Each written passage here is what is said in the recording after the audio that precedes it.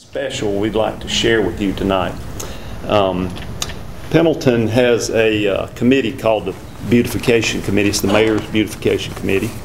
And I have actually, I guess Amy's on standby over here, my able-bodied assistant with town staff. But I want to give you a little bit of information about this, so I'm going to read this to you.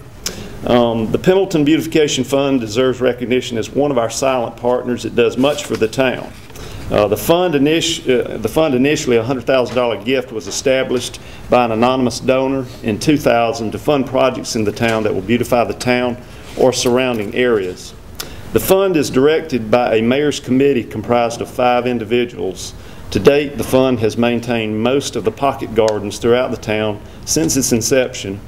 The largest commitment will come this year with a $30,000 matching gift to the town of Pendleton for the Mechanic Streetscape Improvement Project. The fund is the benefactor of the Robert Mills sketch that we're unveiling today. The sketch itself came to the notice of the committee as it's contained in the book, The Diary of Clarissa Adger Bowen, Ashtabula Plantation, 1865, published by the Pendleton Historic Foundation. In honor of Pendleton's 225th celebration, the committee voted to pursue obtaining the rights to reproduce the sketch for Town Hall. The sketch is owned by the Special Collections Division of Tulane University. A little background before the unveiling on the sketch itself. Most notably, the artist is Robert Mills. Robert Mills lived from 1781 to 1855. He was born in Charleston. He is credited with the design of the horseshoe on the campus of the University of South Carolina. And most notably, he designed the Washington Monument in our nation's capital. In 1820, he was named the State Architect and Engineer of South Carolina, and it's while holding the office that he visited Pendleton in 1823. The sketch is annotated, "The view of the mountains looking toward the valley of Jocassee, taken from the ballroom window of William Lorton's Tavern, Pendleton." In today's vernacular, the sketch is from West Main Street looking toward the mountains, with the center structure now being the Evans House. The sketch will permanently hang in Town Hall for generations to come. I'd like to thank at this time also, of course, the folks on the Beautification Committee, one of which is our Councilman Scott Ward. I'd like to thank Scott because he did a lot of hard work and research on this and legwork to make this happen. So with that, if we could, Amy, would you please unveil this for us?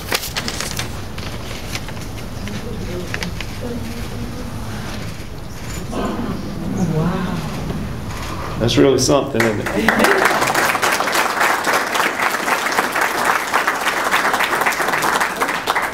Some good things happening in Anderson 4.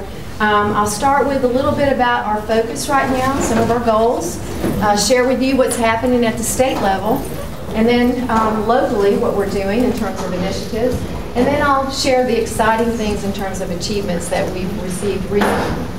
So I'm a mover, walker, so I hope that's okay. Let me start by just saying that I stand here very confident knowing that Anderson 4 is prepared for the future. In part because we've had some wonderful leaders that have preceded me and some wonderful educators that really brought our educational system to an amazing level. Now in Anderson 4, we want 100%. We want 100% of our graduates to be career college ready.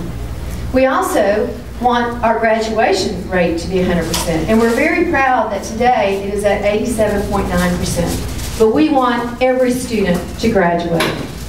We also want 100% of our students to be able to read at or above their cognitive level by the end of 3rd grade, and that's really a state goal as well. 100% of our students will be conversational in a second language, and that is one we really are looking at because we're nowhere close to that. And that is a huge goal that we need to really achieve. 100% of our students will experience global learning opportunities. We'll compete globally, exceeding state and national performance indicators. 100% of our students feeling safe and secure in their school environment. And lastly, 100% of our students will be healthy emotionally, physically, and socially. Now I asked my one team at opening day, my entire district office, or district employees at opening day ceremony, I said, Give me the name of one student that we don't want to graduate. There wasn't, obviously. Give me the name of one student we don't want to be healthy. And we went down the list and we talked about how important it is that 100% of our students achieve these goals. So let me talk just a few minutes about what is happening at the state level that directly impacts what we do at the local level. And the first major bullet is South Carolina College and Career Standards. And if you've been reading the newspaper over multiple years, the standards have just been a moving target. They keep changing, evolving. And really, this is about what we want students to know, the knowledge and the skills by the end of a grade level. And so recently, the South Carolina College and Career Standards were adopted and approved for ELA and math. We still don't have social studies and science, but I understand those are coming shortly. Assessment. It's been another moving target over the past couple of years. We've had different tests for the last 3 years. But now, under the new superintendency, I'm very hopeful that things will be stable. And so our new assessment is called South Carolina Ready. It's for grades 3 through 8. That will be administered this year.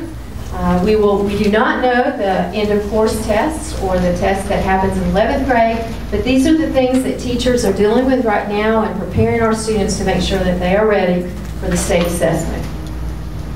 Teacher and principal evaluation, just briefly. That's been under change and review for the last couple of years. But the important thing that I think that you need to understand is that our teachers are not being evaluated on overall achievement. It's really about student growth and how we move each individual student. And so I think that you're going to see statewide that we're going to even see more achievement than we've ever had, because it's about moving every student to their maximum potential.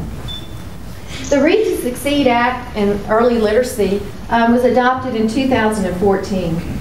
And this really, under Governor Haley, was to really target on ensuring that students at 3rd grade were on grade level in terms of reading and literacy, because they're not right now. And as you can see, one of the statements that she used in her State of the State address, children who cannot read proficiently by the end of 3rd grade are 4 times more likely to not graduate school on time. That's important. So in this huge act that was approved, there are multiple things.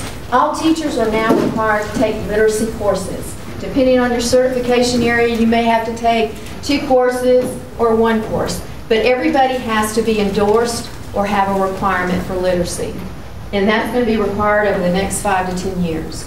Additionally, she's added money for reading coaches. So starting next year in all of our elementary schools, we will have a reading coach that's there to help coach teachers. Not necessarily work directly with students, but to work with teachers to help them with teaching strategies for students. There's also required summer camps for those 3rd graders that aren't on grade level, but this is really a state initiative to really attack the issue of ensuring that our students can, when they graduate, read and be employable. Over the years, we've had multiple different accountability systems from the federal government and also local. But the good news is, on the passing or reauthorization of Every Student Succeed Act, which was originally the No Child Left Behind, it's changed 3 times. The great part about that legislation is that the federal government is actually giving to the state more control, more local control. And so by 2016-17, we will have one system that will be aligned with the profile in terms of our accountability. 2 things from the governor's plan that really impacts Anderson 4, and that is technology. The governor's put quite a bit of money in technology, and you'll hear a little bit about how we're using those funds here locally. There also is some additional funds for providing internet access so that every school in South Carolina has internet capacity, as well as 10,000 students at home will also have the ability to receive internet. And I think that's powerful. That's a wonderful investment in South Carolina. In terms of in terms of funding for education, this continues to be an area that we fight for because we're still underfunded based on the state funding formula. But we are going to receive an increase this year, which will be helpful. as we have decided on the 24 programs that will be housed in that wonderful Career Center. The schematic drawing is completed, and we are now working with end users, teachers, also business and industry, to actually design the space, classroom space for that facility. Because we see the value of being very close in location to Tri-County, we have actually pushed off the opening of that Career Center to 2019, which will allow Anderson 5 to do what they need to do so that that land that Lakeside Middle is currently sitting on will be ready for the construction of the new Career Center. It's a game changer for our students, and we're thrilled about that opportunity. The other priority projects that we're looking at doing, we've got some athletic needs, and so the board is interested in getting feedback from the community on a new track, soccer field, practice fields. Safety is very important, so additional security cameras in our schools. Renovating Pendleton High School's auditorium. It has not been touched since it was built in 1980. Additions for Caden athletics and a field house renovation. And then lastly is looking at moving the 6th grade from the elementary level back to the middle school because of the advantages that it gives to our students. And one of the two major advantages, one being at the middle school they would receive 75 minutes additional a week for instruction, and that's important. So our current 6th graders at the elementary level are really at a disadvantage instructionally, just on instruction time. But the other thing that's so important about a middle school is you have those years to explore your exploratories. And so our 6th graders don't get to do that until they actually get to the middle school. We have a number of community meetings that are currently taking place. So I invite all of you to get involved because it's not just about teachers or parents, it's about the community. And we have a number of meetings, it's all on our website and they're open to the public. Let me finish with our strengthening indicators, things that are really telling us that we're moving in the right direction. And the first one is we have an amazing board, and they really have a heart for doing the right thing for kids. And I think leadership is so important. We received our accreditation recently, about a year and a little bit ago, through Advanced Ed, and received several powerful practices, which are really recognitions of the good things that we're doing: governance, the technology rollout, teacher recruitment, our instructional coach model.